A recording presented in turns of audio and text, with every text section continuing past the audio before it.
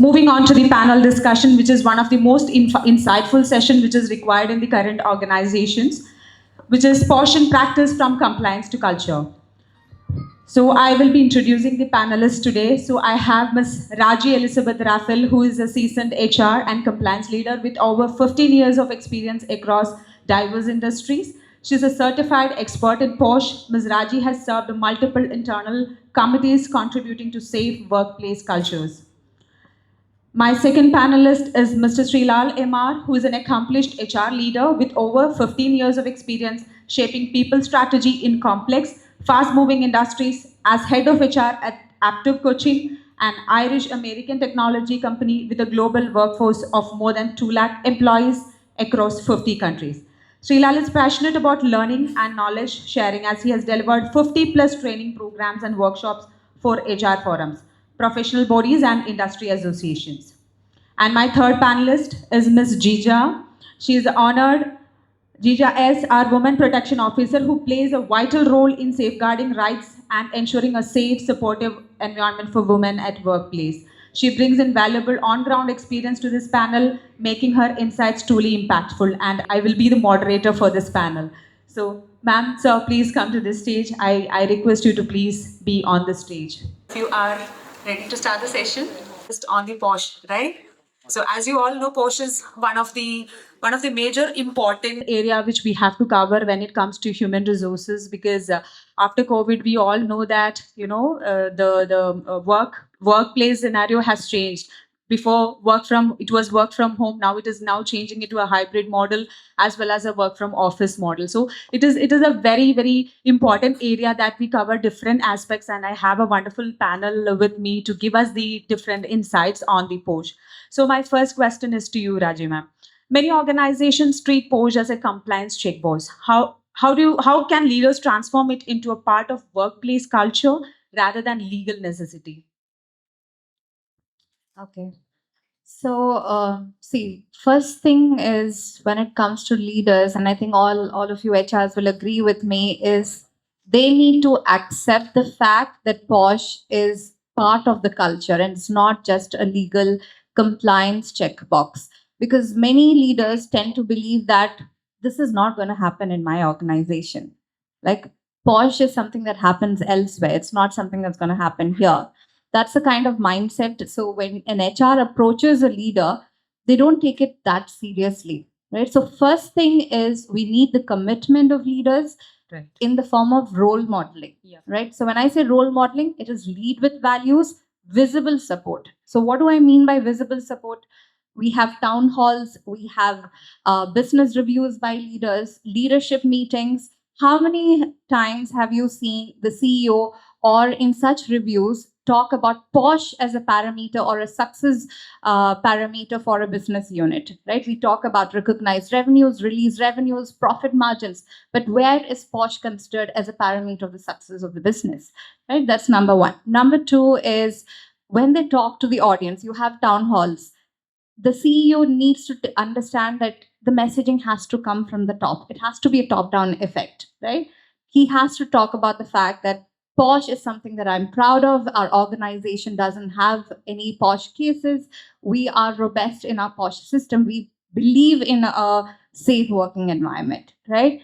And I don't know how many of you have gone through this scenario where you have to chase the leadership for completing the mandatory trainings. Has any of you had such experience? Because I have had that experience where I had to knock at the doors of the EAs saying, please ask the CEO to complete the mandatory trainings, right? So that is where the culture starts from and how they prioritize. So one is role modeling. Second is we have to start embedding POSH in the HR systems or the processes of the organization, right from onboarding to performance appraisal to leadership development to any sort of evaluation that comes in. POSH has to be a parameter, and that is where it becomes a priority, right? Third is in terms of making it a sustainable culture, right? What do I mean by sustainable culture? We spread awareness to our employees. We have already spoken about, getting the leadership on our side to give the messaging. What about our extended ecosystem? What about our vendors, our partners, right? We are talking about our employees, but there are circumstances where our vendors and partners can be our respondents here, right? So I've had a case in my previous company where the cab driver was a respondent, right? And none of us HRs have thought about extending our POSH trainings. We do our regular annual trainings to check off the tick off the checkbox, but we never thought of having it for the cab drivers or the housekeeping staff. I have cases where the housekeeping is stalking the employees, right? And last but not the least, the leaders have to empower the employees to open up.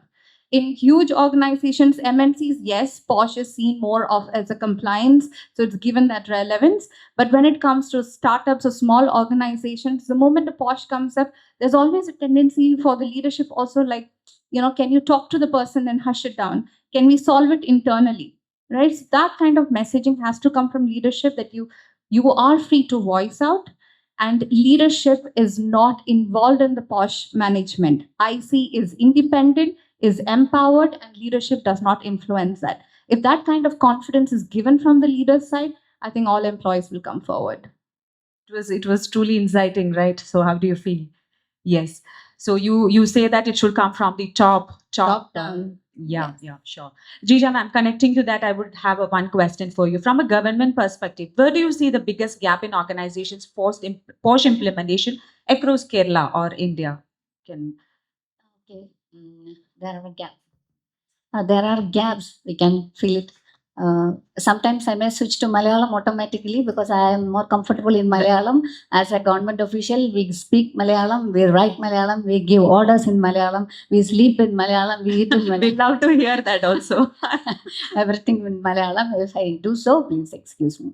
Okay, we can see gaps like lack of awareness. Employees, employers, and IC members sometimes lack awareness about the provisions of the law. That is leading to the ineffective implementation of the Act. Most of the time, we can see that most ineffective implementation of the Act, where we can see the most ineffective implementation of the Act, there is a lack of awareness. Employers, employees, and IC members are lacking the awareness and training, lack of awareness and training. Another thing is non-functional ICs. In all organizations, there are ICs because it's mandatory. So every organization will constitute an IC.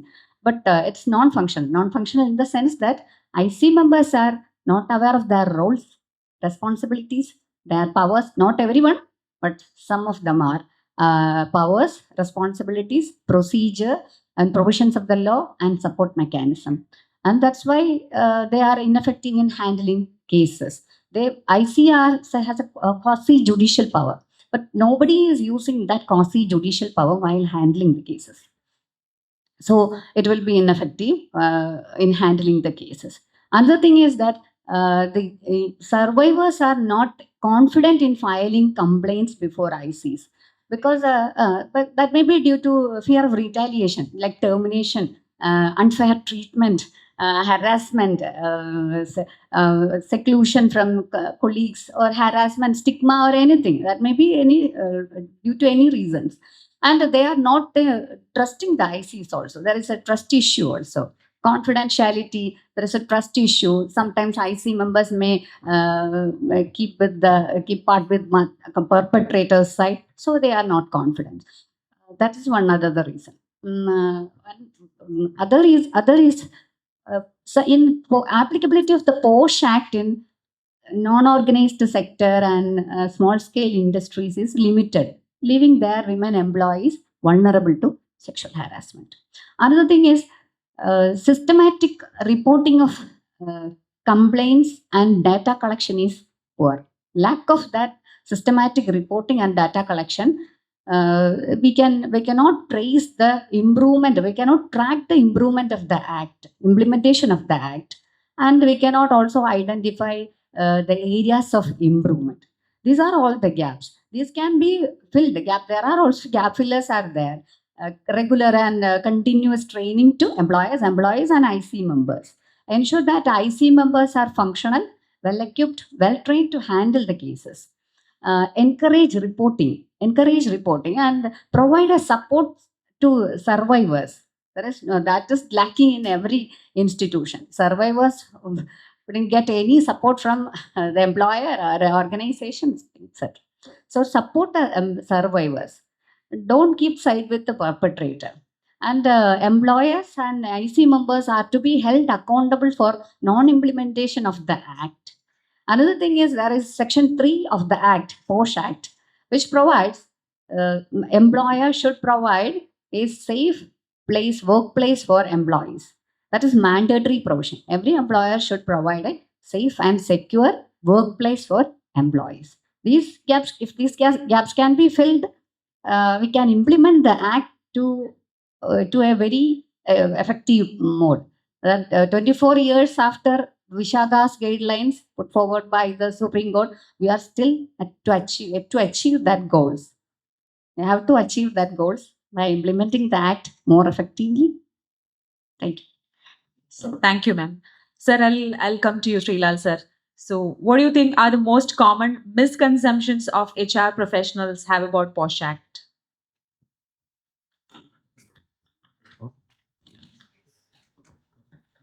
Thank you for the question.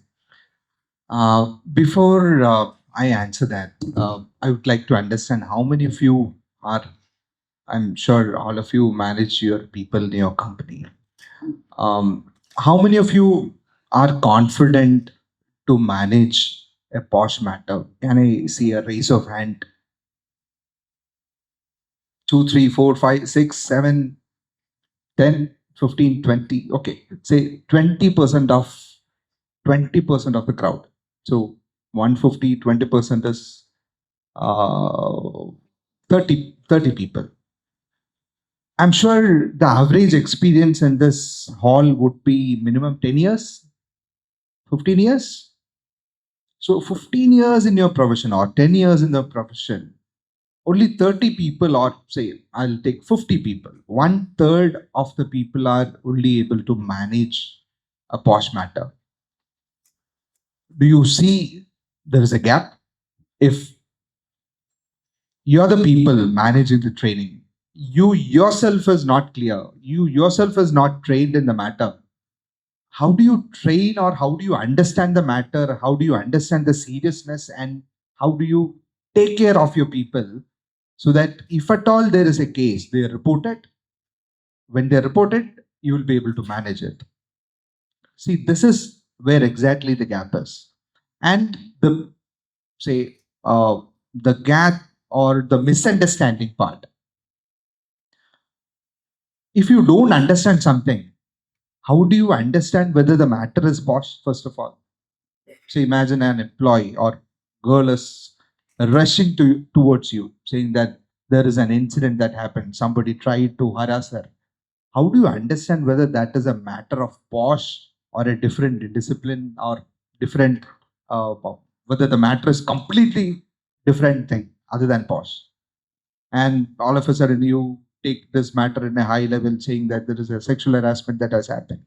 Until and unless you understand what is POSH, you can never manage the situation in your company, because you as a people leader should first understand what is what, and then you try to figure out a solution for your employees, especially with POSH.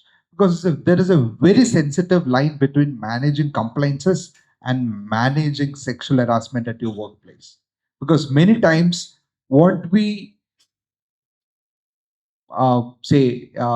inquire 3 months of incident, after 3 months you will understand there is no sexual harassment there. Whatever is my personal experience, I get many questions from many young HR professionals asking directions whenever there is a complaint received. How do we manage? How do we start? Where should I keep the first step? After say 3 months, we'll get to know that there was nothing other than a small indiscipline or some other disciplinary action that an HR could have handled. And ultimately, what we clock is that the employer is not complying, or the person who underwent 3 months of domestic inquiry or the 3 months of trauma will feel that I'm not given a justice, because that could have been the first instance, first day itself, that issue could have been solved or that could have been dealt with. But we would have managed the situation so worse that the employee may either exit or the person who was accused will end up in trauma. So from HR side, from a person who gets lot many queries, my humble advice to you is you please understand what is POSH. Maybe afternoon I'll be taking a few real-time incidents that which came to me. I hope those will be eye openers for you. So my first comment for that as a gap is please understand what is POSH and then you try to deal with what is in your hand. Thank you, sir. Raji ma'am, what are the real challenges that an internal committee face during investigations, and how can the companies make it more strengthened or effective? Right. So one, how many of you here are part of internal committees? Any of you? Okay, almost very less number of people. So when an internal committee is formed generally in organizations, these are not people who come with a legal background, right? And they need not necessarily be POSH trained. So that is the first thing, that's the first challenge. The first challenge is all the IC members do not have a background in POSH, and all of them are not equally equipped to handle a case. Right. So first thing is a lack of training or adequate resources. That's the major challenge, because I've had cases where the IC members themselves have come up to me, because I was part of the POSH team for 𝗣𝗲𝗰𝗀𝗃. The IC members come up to me, hey, we are not able to proceed with this case because this one particular IC is taking it in a different direction altogether. Right? The immaturity of that IC member is actually making the case more chaotic.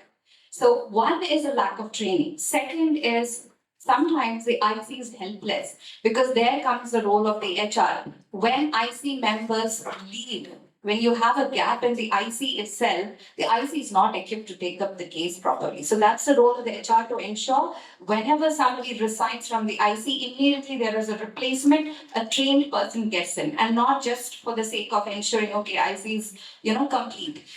Proper training, proper documentation skills, proper maturity. These are some things in between the IC fixes challenge between themselves, right? Second part, conflict of interest and bias. Many of us come across this. How does the IC have a conflict of interest? What if the IC member is a reporting manager to the respondent or the complainant? What if the IC member is the head of the business account from where the cases come? Right? So there comes a conflict of interest. Or what if the respondent is the person the IC member is reporting to? There comes a bias, right? Because he's my manager, I've known him, right? So these are cases where immediately the POSH team or the HR team steps in and ensures we have more IC members trained. Though the law mandates you necessarily need to have only 4 IC members, make sure you have more IC members trained, because when such situations come up, immediately somebody can replace. Another common scenario is the availability.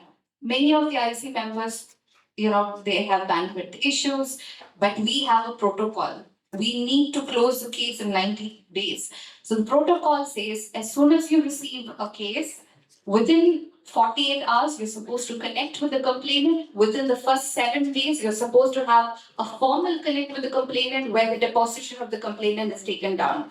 If the IC members are not available, it is justice delayed, right? So justice delayed is justice denied.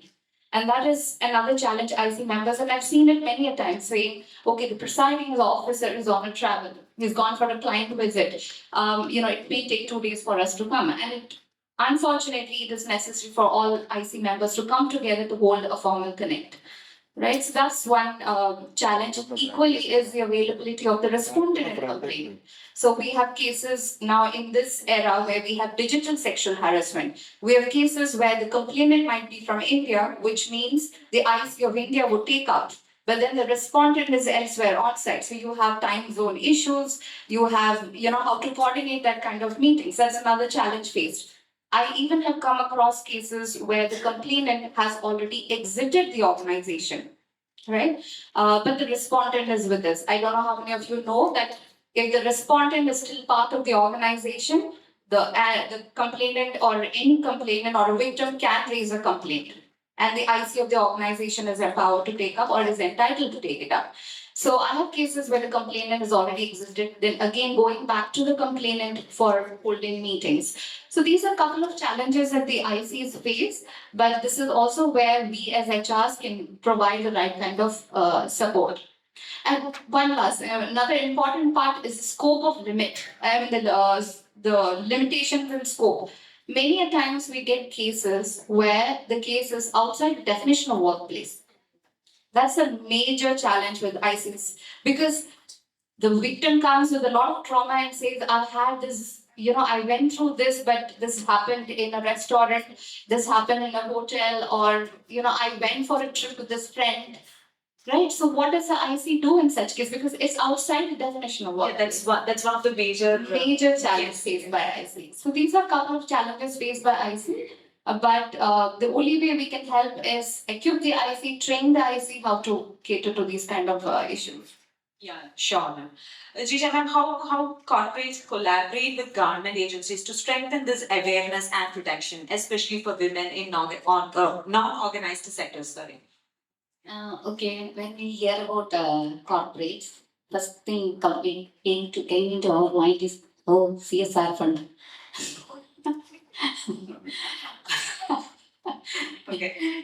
The same thing happens here also.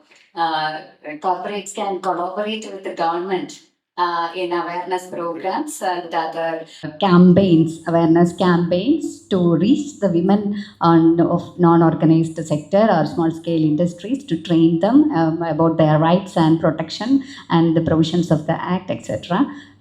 They can also partner with the government. Corporates can also partner with government in community outreach programs. There are so many community outreach programs conducted by the government. They can partner with the government, reach out these women, these helpless women, I will say, would like to say the helpless women, to empower them. And they can also provide awareness and resources directly to these sectors, employees of these sectors. And they can also share their corporate best practices and expertise with government in policy making and program development. They can also advocate for policy change that support women empowerment in small scale sectors. Thus, they can create a much safer and better workplace for other sectors, women also. Sure. Thank you, ma'am. And my question is to you, Sreelal. So, as companies pursue diversity, equity, and inclusion goals, should POSH policies to be made gender neutral to cover all employees, including men and non-binary individuals? What do you feel? Okay, so how many of you feel it has to be gender neutral? Again, raise your hand. It's Okay, now right? it's like 100%. 100%. It's like നമുക്ക് ഇവിടെ കോടതിയൊക്കെ വേണ്ടേ എന്ന് ചോദിക്കുന്ന പോലെയാണ്. But unfortunately, if you look at POSH Act, if you Google, okay, just randomly if you Google, can a POSH Act be gender neutral? Say, whether in your policy, including men, gives IC powers to inquire about a men harassing another man. That does not happen in a legitimate way. Say, from a statutory perspective, there is no provision.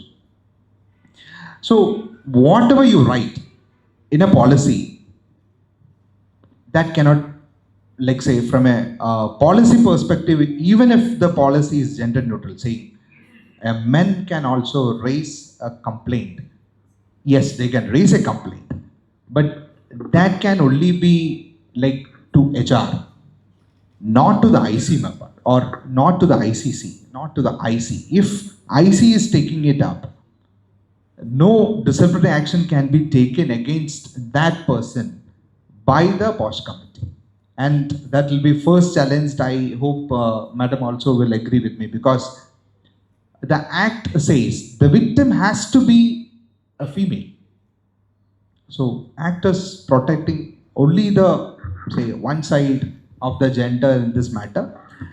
So from a policy perspective we can have, but my suggestion is keep POSH separate and the other part separate. You can always help all the gentlemen in your company, help all the people in your company to have robust policies, but keep POSH separate, because that is, as Madam said in the initial remark, it's a quasi-judicial authority.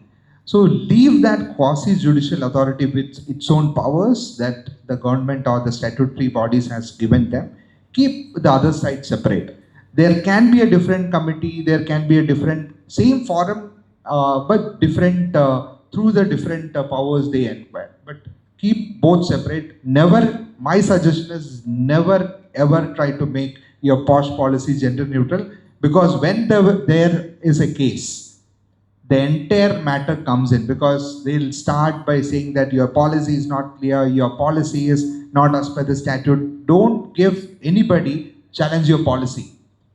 Don't give a chance for anybody to challenge your policy. Get it as per the statute, make sure that things are transparent, make sure that things are pinpointed, make sure that 𝗖cie is in place. There are elections, there are committees formed every 3 years, say, as per the 𝗖cie norms, 𝗖cie is there. Make every checkbox tick. Then only say, when there is a case, I hope there won't be any serious issue in your company, but when there is a case, you can do as per the act, you can ultimately do the maximum you can do to protect the victim. Thank you. If I may just add to that, and I would like to maybe disagree a bit to what you have said, Sreelal, because I believe in having a policy which is gender neutral.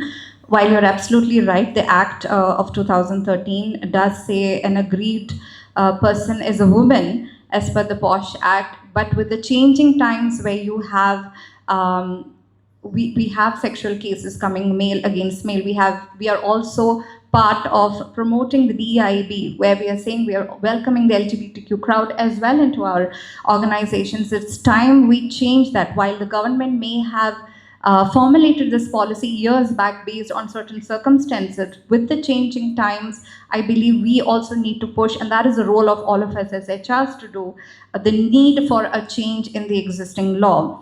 And from that perspective, I'll just give you my experience. We have gender neutral policy in the organizations that I worked for, and we did check with the NGOs, or we had a convention of NGOs where we debated how would the law take it if we take up cases which are not raised by a female victim. What was noted and what we followed was that we did take up cases. In fact, I did have a case of male against male where a subordinate male was forced by a senior male to have a sexual kind of relationship with the senior's wife. It was an absolutely, ridiculous kind of situation. But yes, the person or the victim who's a male did go through a tremendous trauma. So what was taken up is that we follow a gender neutral policy. We consider the victims. We take up in the same manner as it is a woman a victim. And when it comes to annual filing, since you said the law doesn't, sort of support it, what we did is in the annual filing, we did mention the complainant respondent as male, and we mentioned the scenario that we have decided to move forward with a gender neutral policy, hence we have taken up this case. And what the NGO members did tell us is this is the only way the government also gets highlighted that these cases come under this purview, and they start having, or we start feeling the thought that they need to change the act now. So I would say that all of us here as HRs, with the changing times, need to sort of push forward a gender neutral policy. Okay, so if there is a harassment, that harassment, if that is related to sexual harassment, that qualifies yes or no. There is nothing in between. People cannot judge that, okay, she should not feel harassed. There is nothing like that. Either harassment, yes or no. This is my opinion. Yeah, I completely true. stand by to your opinion. I completely value No, so whatever you did. I'm sure that will add value to the company. The comment, and definitely all the HR professionals need to rethink if It's debatable, but rethink whether you need to push your organization to a limit where you have complaints and then revoke the policy. Thank you. No, so it's debatable, but the same fact that agree to the fact that harassment is harassment. So irrespective of the gender, you should take it up. That's Okay, it's talking about the gender neutrality of the act. The act itself is gender neutral, women can complain against men respondent and women employer. So it's gender neutral. From the government perspective, I would say it should be more gender neutral. It should include other genders. There are a lot of other genders nowadays. We are identifying gender LGBTQ+. That also be coming. Come under this act also. That's then only that the act can be completely gender neutral. You can say that the act is completely gender neutral. And another point is I would like to say that when a perpetrator, somebody is saying that, oh, you look so gorgeous in sari. Okay, I would say, okay, thank you. But some other one will slap at him. That is not the intention of the perpetrator. It's the impact on the victim. That is the point every IC should see into, look into, or every employer should look into. Not the intention of the perpetrator is not at all. It's impact on the victim, impact on the survivor. If somebody say you are looking very gorgeous in sari, I will be happy and say thank you very much. Okay, but some other else will get offended, and sometimes they will slap at him. That's their mind, their situation, their depends their emotional inequality, everything that will depend. So we have to when we handle a case under this act, we have to look into this point clearly. Not the intention of the perpetrator, the impact on the victim. Yeah, I think we have got one debatable question also here, so I think we can do it on a separate session, on a debatable session we can do. Now we are just moving on to the last set of questions, and my question is to you only, Raji ma'am. How can the HR leaders balance the fine line between building a culture of trust and ensuring strict compliance when handling POSH cases? So HR's role is pretty huge, and I'm sure all of us in this room will agree, because POSH is the last thing we would want on our plate. But let's look at it a little structurally, okay? What is it that we can do before we get a case? What is it that we can do during the time we get cases? And what is it that we do after we get a case? Before getting cases is our preparation, right? So we spoke about it in length. That is educating our leaders, ensuring this is a right kind of messaging in the town halls, making POSH a parameter in the health metrics of any business unit or the organization for that matter, ensuring we have a proper, robust POSH policy and IC setup. Whenever there are changes in the IC is immediately replaced and trained, right? We have the right kind of tracking mechanism in terms of the mandatory trainings being completed, in terms of managers also promoting safe working environment. These are some of the preparatory things that we have done, and I think all of us are generally aware of it. What is it that we can do when the POSH case starts coming up? One is, because many of our employees, and that's where we build a trust, right? That is the objective of every HR is to build the trust with your employee. And that is where many of the POSH cases first come to the HR, because the victim themselves are in a dilemma. Is it POSH? Should I report? What would be the consequence? And that's where HR plays a very important role. And this, I totally agree with what Sreelal said. First, understand what is POSH and what is the role you can do and what is the role that IC can do, right? So one is, when you get a case, don't try to go by your judgment or start counseling the victim. Because what the victim has gone through, and again going back to what Sreelal said, it is a harassment. It varies from person to person how the trauma is, right? So understand the situation. If it comes within the purview of POSH, please encourage the victim to raise a POSH complaint, and immediately do it, because there's a protocol time, right? So immediately taking up the cases and guiding the person to raise, that is number one when you get a case. Second is, provide support to both the complainant and respondent without prejudice. Because sometimes you will have the respondent also aware or is also going through a trauma because of the complainant. Both of you might approach you at the same time. But unless proved guilty, the person is not to be treated with any sort of discrimination. You will approach both the respondent and complainant as your employees. All right? So that is another way the HR can support. Third is, ensure that the IC is taking up, connecting, and the case is proceeding in a timely manner. So many times, like we discussed earlier, the challenges IC face. I have, the complainant coming back to me saying that they're not calling me, I don't think the case is moving, I'm still getting harassed by this person, right? So these are some of the things HR can step in. And also, I hope all of you know there is a concept of interim relief that the IC can give, right? So when the person is going through a trauma, what is an interim relief? If it is a reporting structure, like I'm getting traumatized or I'm a victim because of my reporting manager, the IC is empowered to say the reporting structure is to be changed immediately. Or IC can say she's to be given work from home or leave for some days. So these are some things, like Sreelal rightly said, if you know about POSH, you can also prompt, if you're seeing that the situation is getting worse within your BU because it's of a reporting structure and the complainant is suffering, you can also prompt the IC to say, what is the update, this thing. But having said that, please have a strict role boundary there. You are the HRs, that is, we are the facilitators and executors of the IC's recommendation, but we are not the decision makers here. You will not give the judgment of what the case should be, right? So these are some things you can do during the course of the case. Now, after the case is an equally important role where you keep a lookout for retaliation. Is there a retaliation from the complainant? Is there a retaliation from the respondent as well?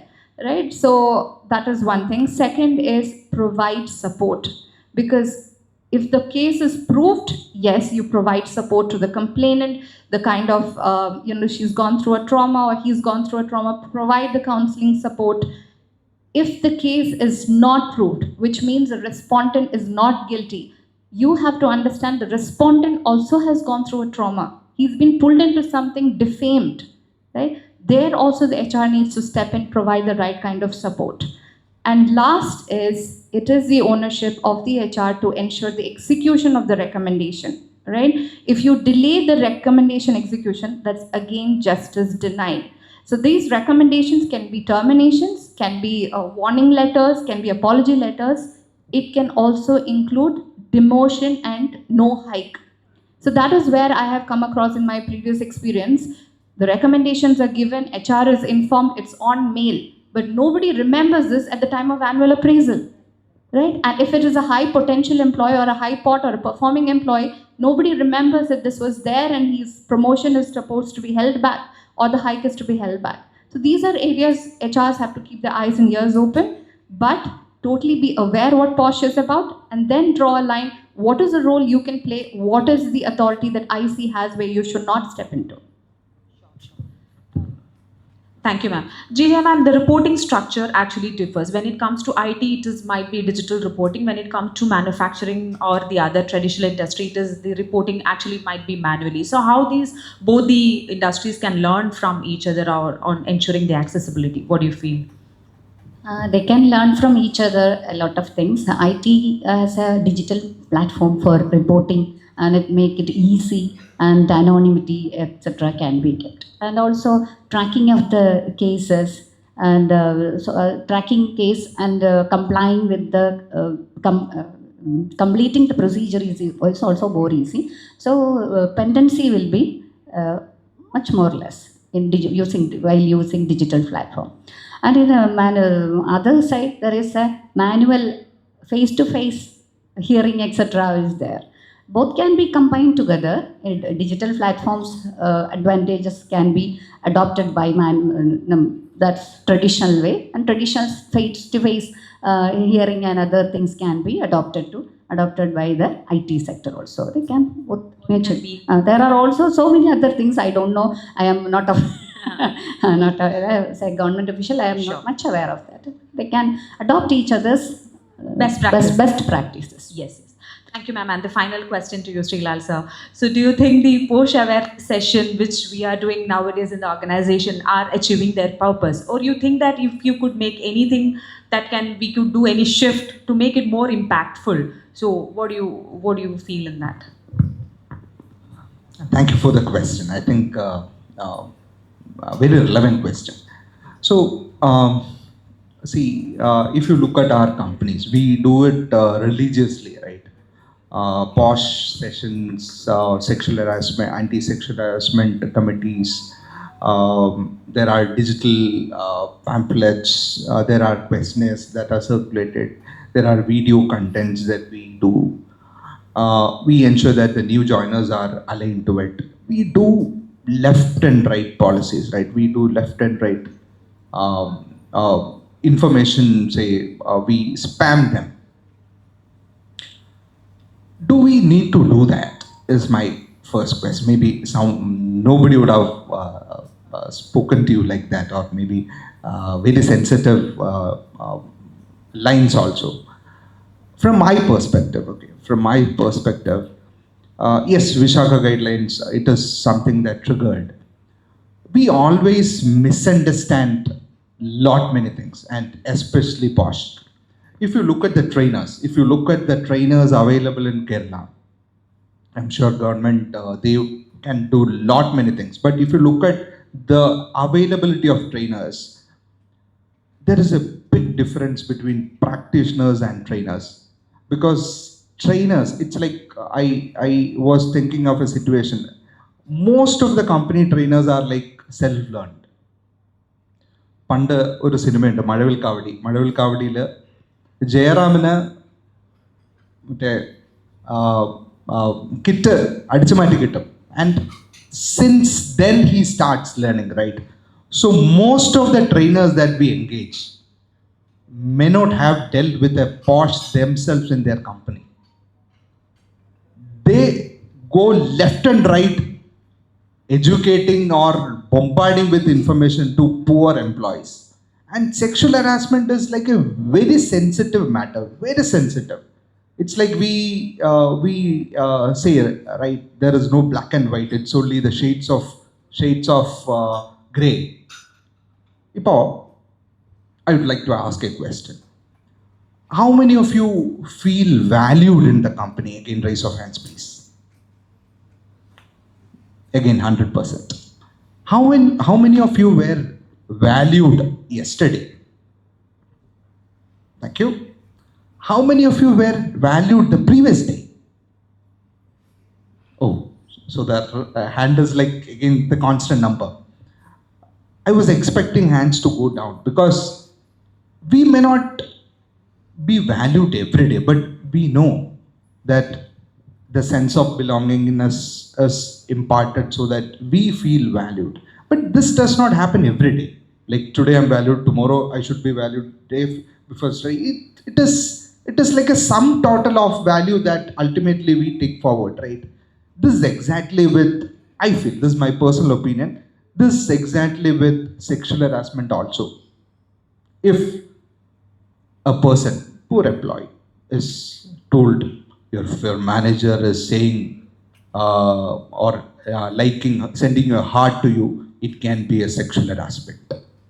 Then the employee will also think whether this guy is like to tune me. Right?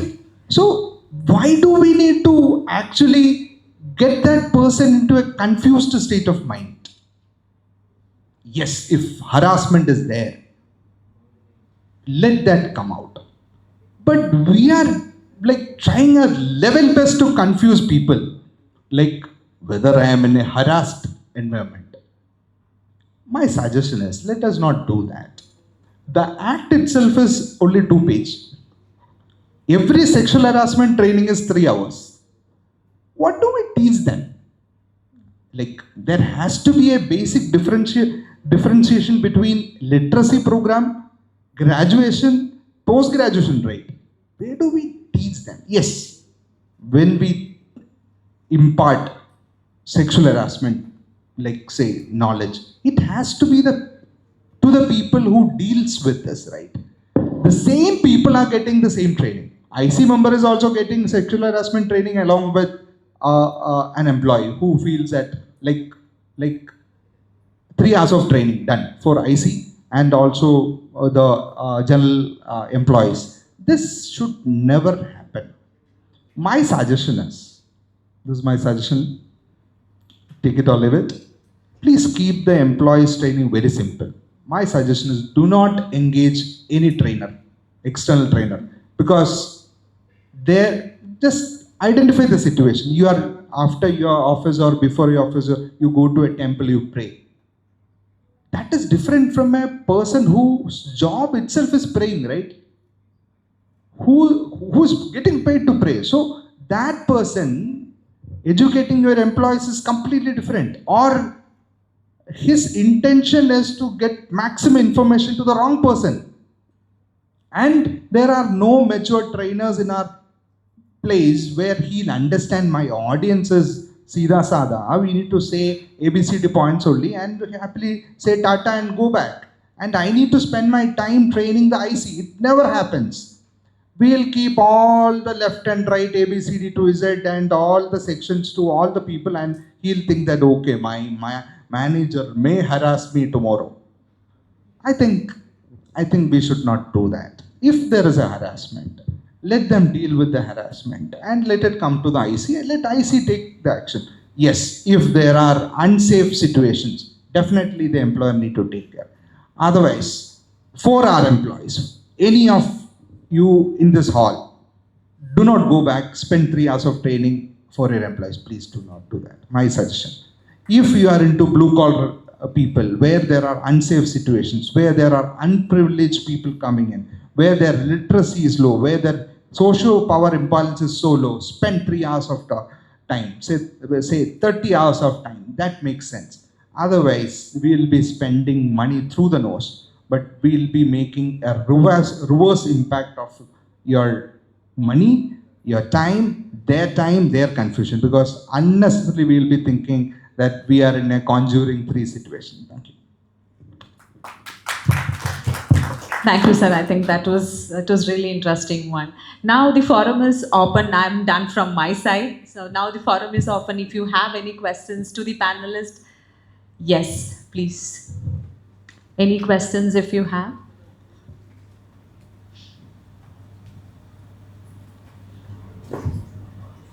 No more questions? You have? Yes, yes, sir. Thank you very much for the fantastic insights to all the 3 panelists. It's actually 2 reflections which I just wanted to convey. I think both Raji and Sreelal were mentioning about giving a lot of emphasis on POSH. I think more emphasis should be on what is grievance, right? I think we've been speaking about POSH. As rightly said, there was one case in which some of the grieving person was spending 3 months. Probably, and at the end, it was having a low impact. So making people understand what is a grievance and a POSH is the first thing. Number 2, in terms of impact and intensity, that makes the cut, right? It's not the intent, which ma'am was saying. So probably when the debate started, I would request, I think Sreelal and Raji were mentioning about why it should not be something neutral one. I feel it should be neutral because intensity and impact really matters. At the end, we are speaking about inclusion and belonging at this stage of the so-called employee life cycle. Thank you. Thank you, sir. Any more questions? I think somebody was raising from. You're okay. Okay. Good. Okay. Any more questions? Yes. And just a statistical point here that all of us HR need to know, this financial year 25, there's been an increase of 6.2% in POSH cases alone, right? So how out of the Sensex of cases that have come in, and I'm sure most of us are here are also from IT companies, around 31% is from IT companies. So while, POSH is something we don't want in our organizations, it's always good to have a prevention than a cure. So maintain that, and like we always say in POSH, always the tagline is, it's always the impact and not the intent. How do we cater to that, and how do we make sure that's a safe working environment? Yeah, thank you so much, ma'am. So yeah, I hope all of you have got really good insights and informative session through this. So to give away the memento for our panelists, I request our 𝗣𝗲𝗰𝗀𝗋, our master brain behind the coordination of this event, to give away the memento, please. I request Jeeja ma'am to please come forward and take away the memento as a token of our love and appreciation. I invite Ms. Raji ma'am to please come forward to take away the memento as a token of our love.